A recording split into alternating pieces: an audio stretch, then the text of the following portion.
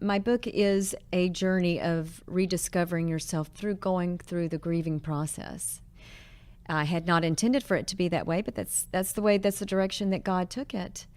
But when it comes down to it being your spouse, you check in when you're on your way home. You call and say, honey, I'm on my way home. Do you need anything? Would you like to go to a movie? Let's go out to dinner.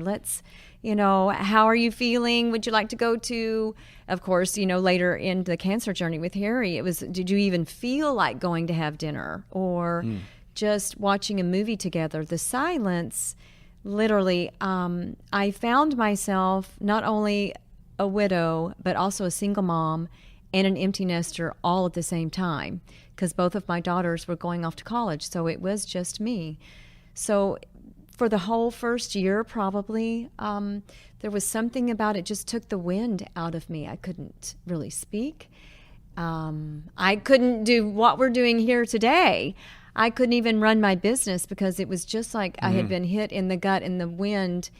Everything about me, I questioned and thought, okay, if I'm going to get back on my feet with God's help and my faith in Him and trust in Him and belief in Him, then what is going to be my next step? Well, I've been writing a column in a downtown newspaper in Dallas, and I'm featured on the church announcement page, so I can speak freely about my faith, which I'm so thankful for. Awesome. But the combination, 3/4 of the book is 7 years of my writings, and in a process of that writing, I realized through the editor's reading before going to print, she said, Terri, do you realize that you've been actually healing through the process of writing?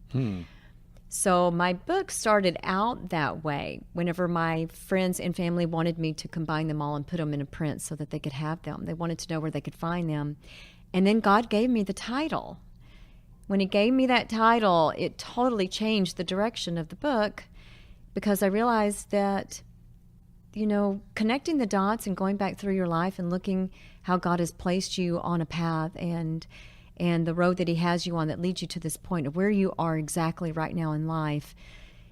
Harry's drag racing years and my country music, he used to call me his little country music star.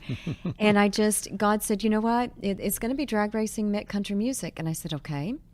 So then how do I combine it with all of these devotions, going through the grieving process? So I have to speak a little bit about Harry's life and his journey racing, and mine and the music, and then so basically that's the storyline of the book.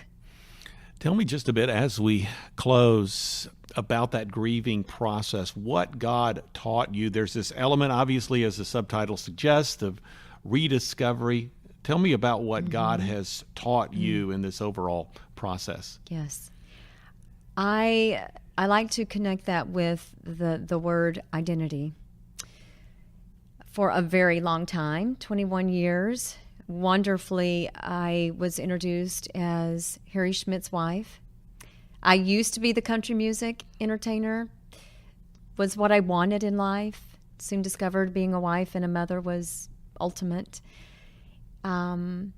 But going through the process of rediscovering myself again, I had to realize and look deep down in what I am passionate about and what I feel that God has gifted me with to do for Him.